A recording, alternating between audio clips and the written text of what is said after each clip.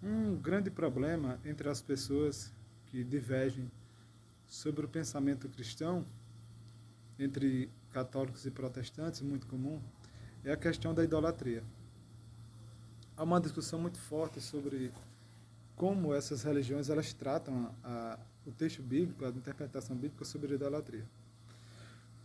O segmento protestante, ele trata a idolatria da forma que a Bíblia se revela, como a Bíblia se revela lá com relação às imagens de escultura, com relação à adoração, a culto, a prestar qualquer tipo de honra, qualquer tipo de curvar-se, se prostrar, cultuar, manter, fazer, fabricar, ter devoção, fazer pedido, ter crença, pagar promessa, tudo isso.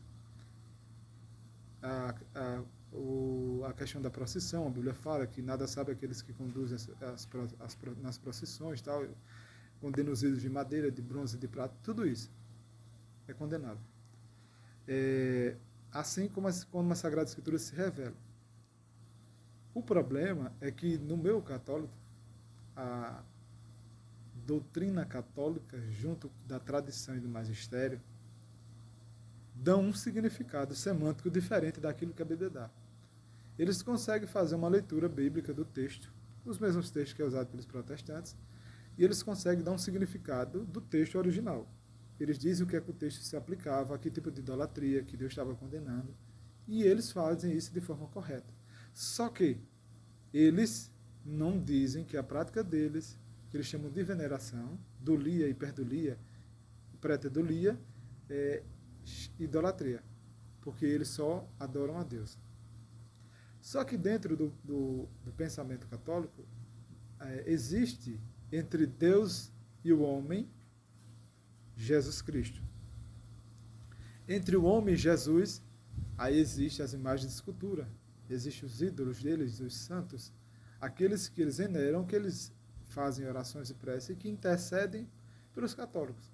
Na tradição católica, a intercessão dos santos, não santos separados do pecado, que foram selados, eleitos para a eternidade com Cristo, porque poucas pessoas são, esse título é dado para o catolicismo, algumas pessoas.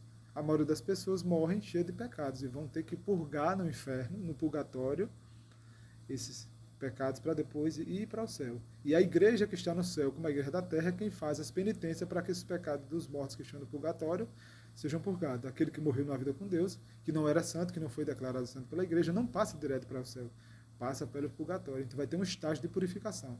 A morte de Cristo na cruz não foi suficiente. Vai ter que ser feito. A igreja triunfante que já morreu, que está na eternidade, no paraíso, e a igreja terrena que ainda está viva, vai purgar, fazer penitência para que essa pessoa pague o resto dos pecados. E aí é que começa a compreensão sobre a questão da interpretação das Sagradas Escrituras. Tanto a idolatria, tanto a adoração, quanto a vida, quanto a punição dos que morrem, quanto ao céu e ao inferno, na figura do purgatório, que fica nesse entremeio, na passagem do homem da morte para o purgatório e depois para o céu. O questionamento a se fazer é o seguinte: preciso que você, como cristão protestante, perceba. O católico, ele tem como verdade bíblica, como palavra de Deus, a tradição e o magistério. Assim como a Bíblia, a tradição e o magistério são verdades inquestionáveis, são homens infalíveis quando eles falam das Sagradas Escrituras. Então você pensar que vai convencê-los de que eles estão errados, sendo que eles têm aquilo como verdade e como palavra de Deus, você vai ter grandes problemas. Porque a palavra de Deus é que tem que ser apresentada para as pessoas, para eles ou para qualquer pessoa, quando você estiver dialogando com qualquer pessoa de qualquer religião, e mostrar para a pessoa daquela religião o que é a Bíblia e o que é os dogmas da doutrina, da teologia da igreja dela, para que ela faça essa separação e ela faça essa equiparação. Mas dentro do catolicismo, até fazer essa equiparação é pecado. Por quê? Porque você não pode questionar a doutrina católica, os dogmas católicos são inquestionáveis. Pois o Espírito Santo revelou aos santos papas, aos santos homens, a tradição e o magistério, e eles escreveram. Então você não pode questionar. Olha o problema. Você já não pode dizer que não está na Bíblia. Depois, você não pode questionar porque você está questionando a autoridade que o homem tem, que Deus deu a ele, somente a ele, interpretar as Sagradas Escrituras. Então, é preciso que você mostre para eles o que é a tradição religiosa e o que é as Sagradas Escrituras. que fica com ele a responsabilidade de escolher servir a tradição religiosa ou as escrituras. Mas você não pode ficar numa condição de que você esteja o tempo todo usando a Bíblia sem direcionar aquilo que você quer mostrar, qual é a verdade, aquilo que está em pauta, qual é o incômodo que você tem. Então, quanto à questão da adoração, da idolatria, da veneração das imagens de escultura, é para mostrar que existe uma tradição católica que cultua, mas a palavra de Deus condena. E eles vão ficar com o culto deles, dizendo que aquilo não é pecado, porque Deus deixou, Deus fez, mandou fazer. Eles vão usar a sua interpretação da catequese e do catecismo deles para justificar a prática deles. E você não pode estar em questionamentos que você percebe que não vai chegar a lugar nenhum. Porque tradição religiosa não é palavra de Deus, seja de qualquer denominação. Então, seja católica, seja protestante, de qualquer denominação. Tradição religiosa são preceitos humanos. E você tem que deixar de lado. Serve para quem acredita, mas para Deus não tem valor nenhum. São preceitos humanos, são pesos, como os fariseus, que carregavam fardos, que não queriam mover nem com o dedo, mas colocavam nas costas das pessoas. Então você tem que fugir dessa briga, porque não vai levar a lugar nenhum.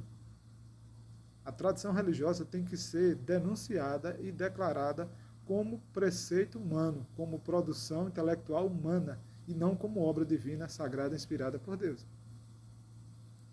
Imagine um livro, um best-seller no meio protestante, no meio cristão, é tido como pé de igualdade com a Bíblia. O que um pastor falou, que viveu há 200, 300 anos, é divino, é inspirado, como se fossem as Sagradas Escrituras. Onde isso é verdade? Isso não é verdade. Isso é uma tradição religiosa que idolatra um homem e acha que aquele homem tem capacidade de falar algo sobre a palavra de Deus sem errar, inerrante. E qual homem inerrante? Não tem. Então não entra em discussão vazia, vaga, que não chega a lugar nenhum. Sobre idolatria, sobre céu, sobre inferno, sobre purgatório, sobre imagens de escultura, se você não souber separar e mostrar para a pessoa o que é que diz a tradição religiosa dela e o que é que diz a palavra de Deus. E aí ela vai ficar na balança para escolher. Tem que ser dada a pessoa a liberdade dela escolher. Se ela quiser escolher um lado, bem. Se ela quiser ficar com os dois, ela vai dizer que vai ficar com os dois, mas não tem como ficar com os dois. Porque se a Bíblia diz não e a religião diz sim, você vai ter que escolher um lado. Se você escolhe a religião, porque você ignorou a Bíblia. É só isso. Não tem como você servir a dois senhores. Ah, mas eu creio porque a religião me diz tal. E lá também tem versículos. Sim, mas os versículos são citados como pano de fundo, como bucha de canhão. Os versículos não são citados para dizer que aquela crença é uma crença bíblica. Os versículos são citados para dizer que eles estão certos. A discussão não é a verdade da Bíblia ali. A discussão é a verdade de quem escreveu. Então, aqueles que estão escrevendo querem ser tido como verdadeiro.